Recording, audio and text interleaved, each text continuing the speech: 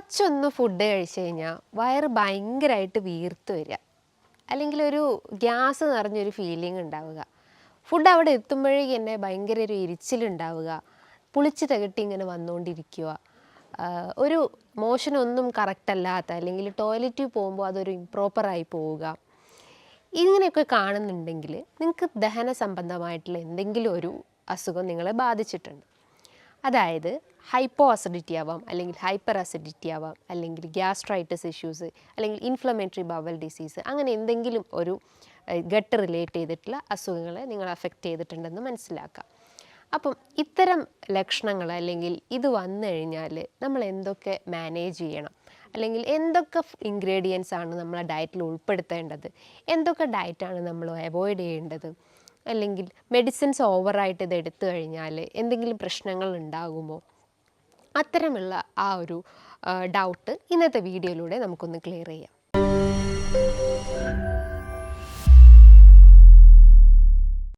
If you want to be healthy, keep your gut healthy. അതായത് നമുക്ക് ദഹന സംബന്ധമായിട്ട് എന്തെങ്കിലും ബുദ്ധിമുട്ടുകളുണ്ടെങ്കിൽ അത് എക്സ്റ്റേണലി ആദ്യം തന്നെ കാണുന്നത് നമ്മളെ വായ്ക്കകത്താണ്. പല ആളുകളും പറയും ഇടയ്ക്കിടയ്ക്ക് ഇങ്ങനെ വായിൽ പുണ്ണ് വരുന്നുണ്ട്, ചെറിയ എരിവ് ഭക്ഷണങ്ങളൊക്കെ കഴിക്കുമ്പോൾ വായിലിങ്ങനെ അൾസർ അപ്പിയർ ചെയ്യുന്നത് കണ്ടിട്ടുണ്ട്. ചെറിയ ഫുഡ് അല്ലെങ്കിൽ എന്തെങ്കിലും ഓയിലി ഫുഡോ അല്ലെങ്കിൽ സ്പൈസി ഫുഡൊക്കെ കൂടുതലായിട്ട് ഇങ്ങനെ കഴിക്കുമ്പോൾ അവർക്കിങ്ങനെ നെഞ്ചരിച്ചിലിൻ്റെ പ്രശ്നങ്ങൾ ഉണ്ടാവുന്നു, ഇങ്ങനെ പുളിച്ച് തികട്ടി വരുന്നൊരു ഇഷ്യൂസ് ഉണ്ടാവുന്നു, അതായത് ഇങ്ങനെ ഏമ്പക്കം പോലെ പ്രശ്നങ്ങൾ ഉണ്ടാവുന്നു, വയറ് വേദനയാവുന്നു, അതായത് വാരിയെല്ലാം താഴെയായിട്ട് ഇങ്ങനെ വേദന അനുഭവപ്പെടുന്നു. ഇത്തരം ലക്ഷണങ്ങൾ ഉണ്ടെങ്കിൽ നിങ്ങളുടെ ആ ഒരു ആമാശയത്തിൻ്റെ അകത്തുള്ള ആ ഒരു ലൈനിങ്ങിന് എന്തെങ്കിലും ഡാമേജ്ഡ് സംഭവിച്ചിട്ടുണ്ടെന്ന് മനസ്സിലാക്കാം. നമുക്കറിയാം നമ്മുടെ ആ ഒരു ആമാശയം എന്ന് പറയുമ്പോൾ ഒരു മസ്കുലാർ സ്ട്രക്ചറാണ്, ഒരു ജെ ഷേപ്ഡ് സ്ട്രക്ചറാണ്. അല്ലെങ്കിൽ ആ ഒരു മസ്കുലാർ സ്ട്രക്ചർ ആയതുകൊണ്ട് തന്നെ ഒരുപാട് ലെയേഴ്സ് ഉണ്ട്.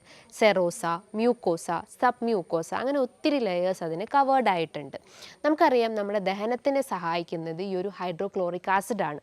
അതായത് ഹൈഡ്രോക്ലോറിക് ആസിഡിൻ്റെ അളവ് കൂടിക്കഴിഞ്ഞാൽ അത് ഹൈപ്പർ അസിഡിറ്റിയും, അതേപോലെ തന്നെ ഹൈഡ്രോക്ലോറിക് ആസിഡിൻ്റെ അളവ് കുറഞ്ഞു കഴിഞ്ഞാൽ അത് ഹൈപ്പോ അസിഡിറ്റി കണ്ടീഷനിലേക്കും പറയും. അതിന് ഓരോ രീതിയിലായിരിക്കും ഓരോ സിംറ്റംസ് കാണിക്കുന്നത്. ഈ ഒരു പെറൈറ്റൽ സെൽസ്, അതായത് നമ്മൾ ആ ഒരു ആമാശയത്തിൻ്റെ അകത്തുള്ള പെറൈറ്റൽ സെൽസ് ഉണ്ട്, ആ ഒരു സെൽസിൽ നിന്നാണ് ഈ ഒരു ഹൈഡ്രോക്ലോറിക് ആസിഡ് ഉൽപ്പാദിപ്പിക്കുന്നത്. അതാണ് നമ്മളെ ദഹനത്തിന് സഹായിക്കുന്നത്. അതിൻ്റെ ഒരു pH എന്ന് പറയുമ്പോൾ മോസ്റ്റ്ലി അത് അസിഡിക് ആണ്, ഏകദേശം ഒരു 1.6 അല്ലെങ്കിൽ 1.5 റേഞ്ചിലാണ് ആ ഒരു pH കിടക്കുന്നത്. അപ്പോൾ അത്രയും അസിഡിക് ആയിട്ടുള്ള ആ ഒരു ഹൈഡ്രോക്ലോറിക് ആസിഡ് എന്തുകൊണ്ട് നമ്മുടെ ആ ഒരു മസിൽ ലെയേഴ്സിനെ എഫക്റ്റ് ചെയ്യുന്നു, അല്ലെങ്കിൽ എന്തൊക്കെ കാരണങ്ങൾ കൊണ്ടാണ് നിങ്ങൾക്ക് ഇത്തരം അസിഡിറ്റീൻ്റെ പ്രശ്നങ്ങൾ ഉണ്ടാവുന്നത്, ഇതിൻ്റെ റീസൺസ് എന്തൊക്കെയാണെന്ന് ഒന്ന് നോക്കാം.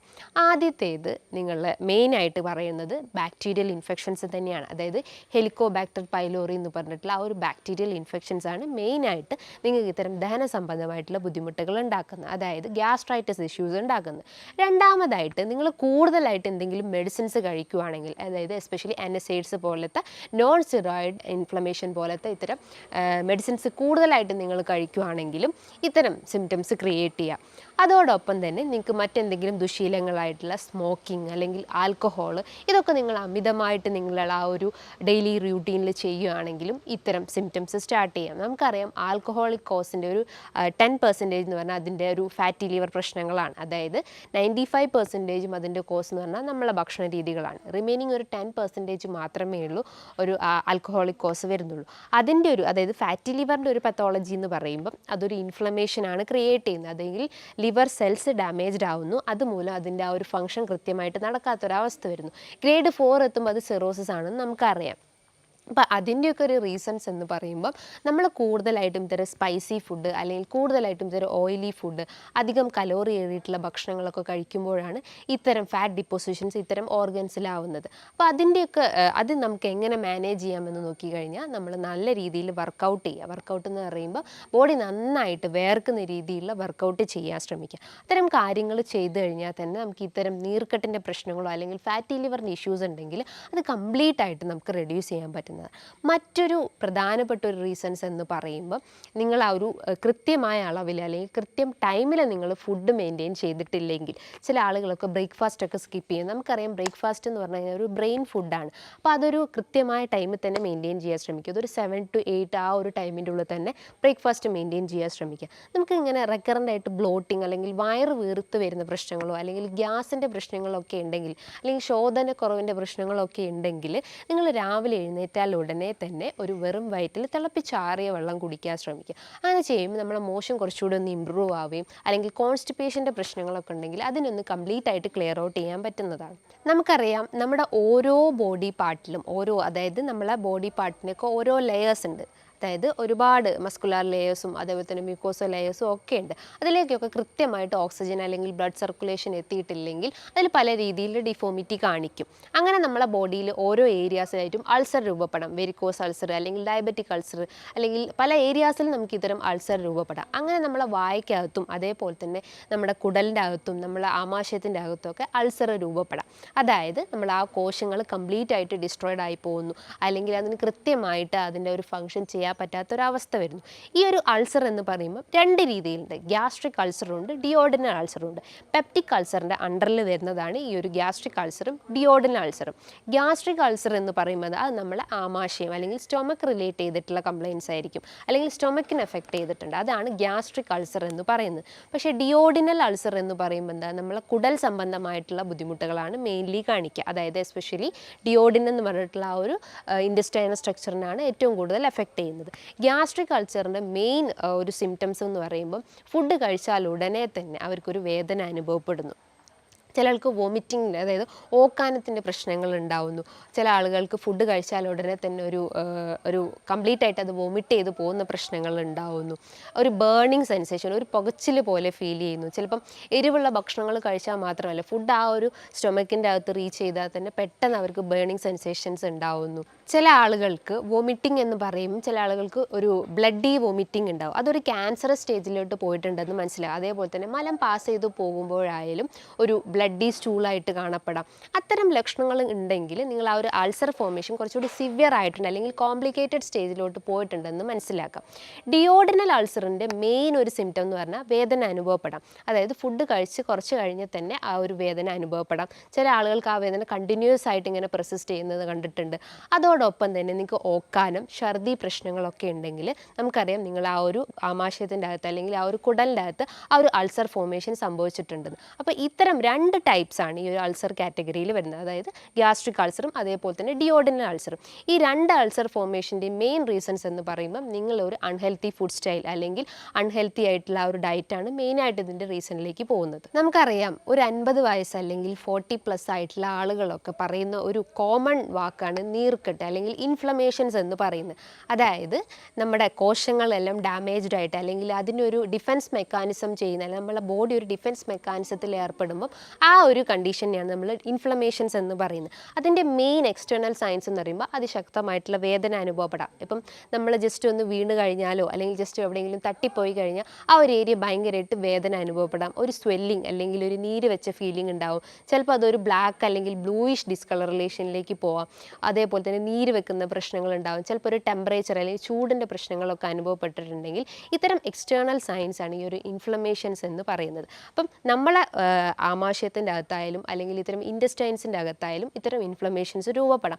അതിനെയാണ് നമ്മൾ ഗ്യാസ്ട്രൈറ്റിസ് എന്ന് പറയുന്നത്. അതായത് ഐറ്റിസ് എന്ന് പറയുമ്പോൾ ഇൻഫ്ലമേഷൻസ് എന്ന് പറയുന്നത്. ഈ ഒരു ഗ്യാസ്ട്രൈറ്റിസിൻ്റെ മെയിൻ റീസൺ ഞാൻ തുടക്കത്തിൽ തന്നെ പറഞ്ഞു, ഹെലിക്കോബാക്ടർ പൈലോറി എന്ന് പറഞ്ഞിട്ടുള്ള ആ ഒരു ബാക്ടീരിയൽ ഇൻഫെക്ഷൻസ് ആണ്. അപ്പോൾ നിങ്ങൾക്ക് ഇത്തരം സിംറ്റംസ് ഇങ്ങനെ റെക്കറൻ്റ് ആയിട്ട് വന്നുകൊണ്ടിരിക്കുന്നുണ്ടെങ്കിൽ നിങ്ങൾക്കൊരു എൻഡോസ്കോപ്പി ചെയ്യാം. അതേപോലെ തന്നെ നിങ്ങൾക്കൊരു യൂറിൻ അനാലിസിസ് ചെയ്യാം. അതേപോലെ തന്നെ നിങ്ങൾക്കൊരു സ്കാനിങ്, അതിൽ അബ്ഡോമിനൽ സ്കാനിങ് ചെയ്ത് കഴിഞ്ഞാൽ ഒരു അൾസർ ഫോർമേഷൻസ് ഉണ്ടോ അല്ലെങ്കിൽ ഫാറ്റി ലിവറിൻ്റെ ഇഷ്യൂസ് ഉണ്ടോ എന്ന് അറിയാൻ പറ്റും. അതേപോലെ തന്നെ മറ്റൊരു പ്രധാനപ്പെട്ട ടെസ്റ്റ് എന്ന് പറഞ്ഞാൽ ഹെലിക്കോബാക്ടർ പൈലോറി ടെസ്റ്റും അതേപോലെ തന്നെ റാപ്പിഡ് യൂറിയസ് ടെസ്റ്റും. ഈ 2 ടെസ്റ്റ് ചെയ്ത് കഴിഞ്ഞാൽ നമുക്ക് കുറച്ചുകൂടി അഡ്വാൻസ്ഡ് ആയിട്ടുള്ള ആ ഒരു സ്റ്റഡീസ് എന്താണെന്ന് മനസ്സിലാക്കാൻ പറ്റും, അല്ലെങ്കിൽ നമ്മുടെ ബോഡിയിൽ എത്രത്തോളം ആ ഒരു സിവിയറിറ്റി എത്തിയിട്ടുണ്ടെന്ന് മനസ്സിലാക്കാൻ പറ്റും.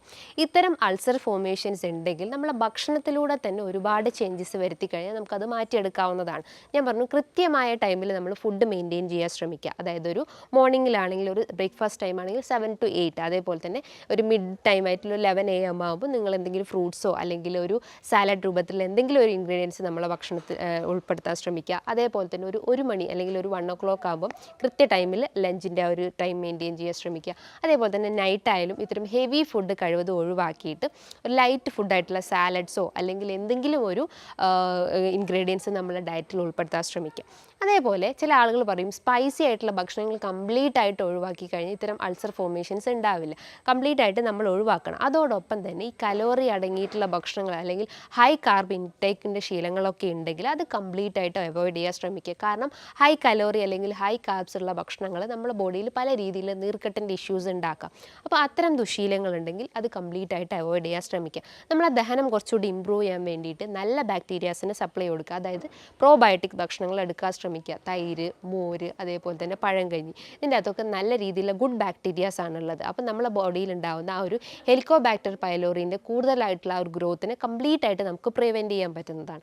അതോടൊപ്പം തന്നെ നിങ്ങൾ കൃത്യമായ അളവിലൊരു വാട്ടർ ഇൻടേക്ക് മെയിൻറ്റെയിൻ ചെയ്യാൻ ശ്രമിക്കുക. ഡെയിലി ഒരു 10 to 12 ഗ്ലാസ് വെള്ളം കുടിക്കാൻ ശ്രമിക്കുക. വെറും വയറ്റിൽ തന്നെ ഒരു ഗ്ലാസ് വെള്ളം കുടിക്കാൻ ശ്രമിക്കുക. ഇങ്ങനെ ചെയ്യുമ്പോൾ നമ്മളെ ദഹനം കുറച്ചുകൂടി ഇമ്പ്രൂവ് ചെയ്യുക അല്ലെങ്കിൽ ടോയ്ലറ്റിൽ പോകുന്ന ആ ഒരു സ്ട്രെയിനിങ് നമുക്ക് കംപ്ലീറ്റ് ആയിട്ട് റെഡ്യൂസ് ചെയ്യാൻ പറ്റുന്നതാണ്. അതേപോലെ തന്നെ നിങ്ങളെ ഭക്ഷണത്തിൽ നല്ല രീതിയിൽ ഫൈബർ അടങ്ങിയിട്ടുള്ള ഭക്ഷണങ്ങൾ എടുക്കാൻ ശ്രമിക്കുക. അതായത് വെജിറ്റബിൾസ് ആവട്ടെ, ഫ്രൂട്ട്സ് ആവട്ടെ, നട്ട്സ് ഐറ്റംസിലൊക്കെ ഫൈബർ കണ്ടൻറ്റ് കൂടുതലാണ്.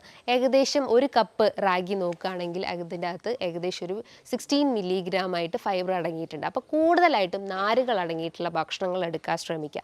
അതേപോലെ തന്നെ വൈറ്റമിൻ സി റിച്ച് ആയിട്ടുള്ള ഭക്ഷണങ്ങൾ എടുക്കാൻ ശ്രമിക്കുക. ഓറഞ്ച്, മൊസമ്പി, അതേപോലെ തന്നെ അനാർ അല്ലെങ്കിൽ പൊമോഗ്രാനൈറ്റ്, ഇതിനകത്തൊക്കെ വൈറ്റമിൻ സി അടങ്ങിയിട്ടുണ്ട്. നിങ്ങൾക്ക് രക്തക്കുറവിൻ്റെ പ്രശ്നങ്ങൾ ഇടയ്ക്കിടയ്ക്ക് വന്നുകൊണ്ടിരിക്കുന്നുണ്ടെങ്കിൽ നിങ്ങൾ HB ചെക്ക് ചെയ്യേണ്ടതാണ്. അതുമൂലം നമുക്ക് ഇത്തരം ഗ്യാസ്ട്രൈറ്റിസിൻ്റെ പ്രശ്നങ്ങളിലേക്ക് ലീഡ് ചെയ്യാനുള്ളൊരു ചാൻസസ് ഉണ്ട്. അതേപോലെ തന്നെ നിങ്ങളെ ഭക്ഷണത്തിൽ ആൻറ്റി ഇൻഫ്ലമേറ്ററി ഫുഡ് ഐറ്റംസ് എടുക്കാൻ ശ്രമിക്കുക. അതായത് മഞ്ഞൾ, വെളുത്തുള്ളി, ഇഞ്ചി, ഇതിൻ്റെ അകത്തൊക്കെ ആൻറ്റി ഇൻഫ്ലമേറ്ററി പ്രോപ്പർട്ടി ഉണ്ട്. അല്ലെങ്കിൽ നമ്മുടെ ശരീരത്തിലെ നീർക്കെട്ടിനെ കുറയ്ക്കാൻ സഹായിക്കുന്ന ആ ഒരു ഇൻഗ്രീഡിയൻസ് ഇത്തരം ഫുഡ് ഐറ്റംസിൽ അടങ്ങിയിട്ടുണ്ട്. മഞ്ഞളിൻ്റെ അകത്ത് കുർക്കുമിൻ എന്ന് പറഞ്ഞ കണ്ടൻറ്റ് ഉണ്ട്. അത് നമ്മുടെ ശരീരത്തിലെ നീർക്കെട്ടിനെ കുറയ്ക്കാൻ സഹായിക്കുന്നതാണ്. അതോടൊപ്പം തന്നെ നിങ്ങൾക്ക് വീട്ടിൽ തന്നെ യൂസ് ചെയ്യുന്ന ഒന്നാണ് ആപ്പിൾ സിഡർ വിനെഗർ. അതായത് ഗ്യാസ്ട്രൈറ്റിസിൻ്റെ പ്രശ്നം കോംപ്ലിക്കേറ്റഡ് സ്റ്റേജിലുള്ള ആളുകൾ യൂസ് ചെയ്യരുത്. ഒരു മൈൽഡ് ആയിട്ടുള്ള അല്ലെങ്കിൽ സ്റ്റാർട്ടിംഗ് സ്റ്റേജിലുള്ള ആളുകളൊക്കെ ആണെങ്കിൽ നിങ്ങൾക്ക് ആപ്പിൾ സിഡർ വിനെഗർ യൂസ് ചെയ്യാം. 1 teaspoon apple cider vinegar just ഒരു വാട്ടറിൻ്റെ അകത്തേക്ക് മിക്സ് ചെയ്തിട്ട് നിങ്ങൾ ഭക്ഷണത്തിൻ്റെ മുൻപായിട്ട് അല്ലെങ്കിൽ ഒരു ½ an hour ബിഫോറായിട്ട് നിങ്ങൾ ആ ഒരു ഡയറ്റിൽ ഉൾപ്പെടുത്തി കഴിഞ്ഞാൽ നിങ്ങൾക്ക് ദഹനത്തിൻ്റെ പ്രശ്നങ്ങളുണ്ടെങ്കിൽ അത് കംപ്ലീറ്റ് ആയിട്ട് റെഡ്യൂസ് ചെയ്യാൻ പറ്റുന്നതാണ്. ഈ പറഞ്ഞിട്ടുള്ള കാര്യങ്ങൾ നിങ്ങൾ കൃത്യമായിട്ട് ഓരോ രീതിയിൽ ഡേ ബൈ ഡേ നിങ്ങൾ ഫോളോ ചെയ്ത് കഴിഞ്ഞാൽ ഇത്തരം ദഹന സംബന്ധമായിട്ടുള്ള ബുദ്ധിമുട്ടുകൾ അല്ലെങ്കിൽ നെഞ്ചിരിച്ചിൽ, ഗ്യാസ്ട്രൈറ്റിസ് അല്ലെങ്കിൽ പുളിച്ച് തികട്ടി വരുന്നത്, അങ്ങനത്തെ പ്രശ്നങ്ങളൊക്കെ ഉണ്ടെങ്കിൽ അത് കംപ്ലീറ്റ് ആയിട്ട് റെഡ്യൂസ് ചെയ്യാൻ പറ്റുന്നതാണ്. ഹോമിയോപ്പതി ആസ്പെക്ട്സ് നോക്കുകയാണെങ്കിൽ ഒരുപാട് മെഡിസിൻസ് ഇത്തരം കേസസിൽ അവൈലബിൾ ആണ്. നല്ല രീതിയിൽ റിസൾട്ടും ഉണ്ടായിട്ടുണ്ട്. പിന്നെ ഇതുമായി ബന്ധപ്പെട്ട് നിങ്ങൾക്ക് എന്തെങ്കിലും ഡൗട്ടുകൾ ഉണ്ടെങ്കിൽ താഴെ കാണുന്ന നമ്പറിൽ കോൺടാക്റ്റ് ചെയ്യാവുന്നതാണ്. നല്ലൊരു ഹെൽത്ത് ടോപ്പിക്കുമായി വീണ്ടും കാണാം. Thank you.